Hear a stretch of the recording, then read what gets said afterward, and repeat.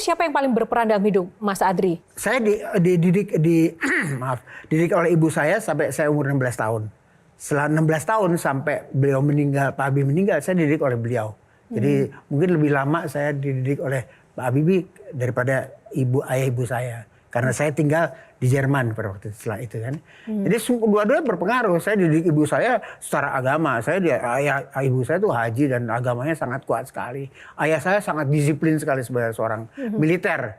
Ya dulu kalau saya pulang gitu baju itu dilipat cuma segini, mestinya segini gitu ya. Saya ditempiling. Zaman dulu, ini bukan apa, zaman dulu keras kan gitu ya. Tapi terus pokoknya dimarahin secara militer lah gitu lah. Tapi ketika saya datang ke tempat Pak Habibie, kalau saya melakukan kesalahan itu tidak dimarahin, tapi diajak berdiskusi. Kenapa saya bikin kesalahan itu? Nah, sehingga saya tidak akan bikin kesalahan lagi gitu. Contohnya kalau saya taruh gelas di meja, tiba-tiba gelas itu jatuh kan? Bukannya saya dijewer, tapi ditanya, kenapa itu gelas bisa jatuh? Karena kamu taruhnya di pinggir. Mestinya kamu taruh di sini. Jadi diajak diskusi dan solusinya sabar bisa sekali gitu. Ya. Sabar, kadang-kadang saya jadi semuanya sabar. Sabar nggak seperti itu? Tapi Kamel, aku nanya duluan boleh? Nggak bisa.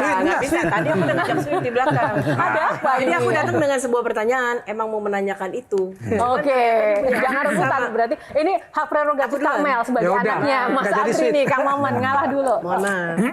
Ya, karena aku personally kan tahu Papa as a person kan di rumah dan segala macam.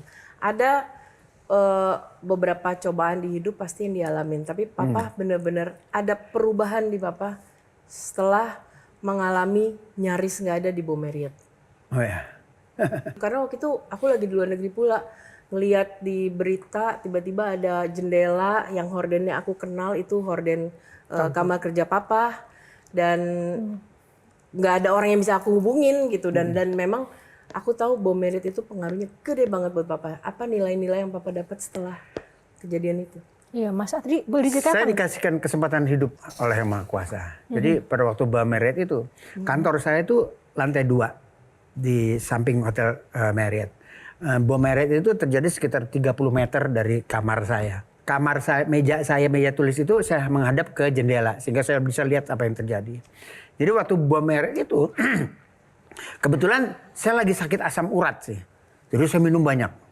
Jadi beberapa kali saya mesti ke kamar kecil. Satu waktu ketika saya ke kamar kecil, saya masuk lagi ke dalam kantor itu terjadi ledakan, bam! Dan begitu saya lihat itu gelap semuanya. Begitu saya lihat kamar saya itu, meja saya hancur berantakan. Itu kaca-kaca dari mana? Dari jendela itu mungkin menimpa sekitar 6 meter dari jendela. Sehingga kalau saya ada di situ, pastinya saya udah nggak ada. Itu terjadi tahun 2004 pada waktu itu. Apa yang Mas Adri kemudian pikirkan dan rasakan ketika melihat berada di situasi seperti itu? Ya, ketakutan. Saya turun ke bawah itu seperti gelap semuanya. Gelap semua. Saya keluar itu banyak orang yang berkumpul di luar. Kita cari minum. Saya bekas minum air siapa saya nggak tahu. Saya minum tegak. Saya seperti kita kalau ngeliat di film-film itu loh. Jadi orang-orang pada ketakutan, gelap semuanya. Lobbynya gelap. Dan itu dahsyat sekali sehingga saya sejak itu saya takut naik pesawat. Saya nonton ke bioskop, saya pergi ke bioskop, berapa menit kemudian saya minta keluar kan, suaranya kencang sekali kan. Itu lama sampai saya bisa recover dari itu. Ya, saya tahu saya dikasih kesempatan sekali lagi untuk ya memperbaiki diri untuk hidup. Apa yang berubah setelah itu Mas Adri? Saya mulai sholat. Walaupun sedikit-sedikit tidak sampai sekarang. Alhamdulillah saya sholatnya sekarang lebih rajin daripada dulu lah gitu. Jadi step by step saya memperbaiki hidup saya lah gitu lah. Kang Maman. Saya ingin balik ke era Pak Habibie. Ya. Kalau 17 Agustus terlihat di layar kaca ada Mas Adi Subono di istana. Tapi kok nggak memanfaatkan nepotisme ya, nggak minta jabatan dan macam-macam ya seperti anak-anak sekarang ya? Waduh.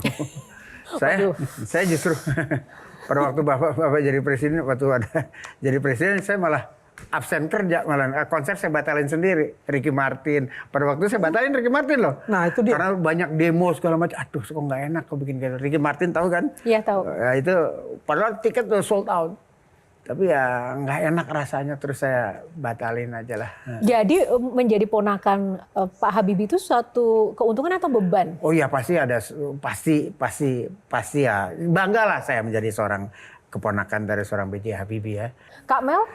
Apa tuh? Juga kan menjadi bagian dari keluarga Habibie kan pasti banyak privilege, tapi juga saya lihat tidak menggunakan privilege itu ya. Aku malah kanan kiri ya dikaitkan dengan keluarga Habibie, punya nama besar Subono, bangga dan beban. Karena sampai hari ini apapun yang saya kerjakan, yang nggak ada hubungan sama industri pesawat atau musik deh, aku mau bikin jadi pengusaha tumbler gitu.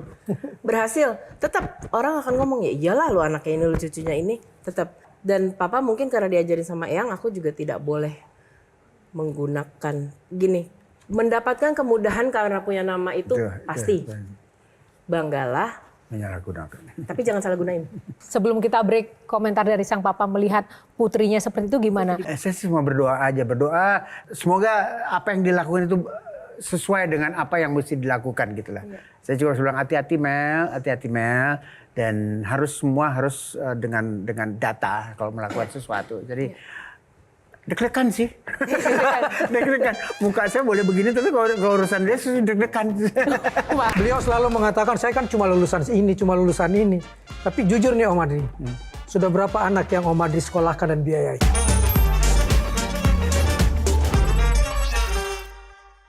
Dipersembahkan oleh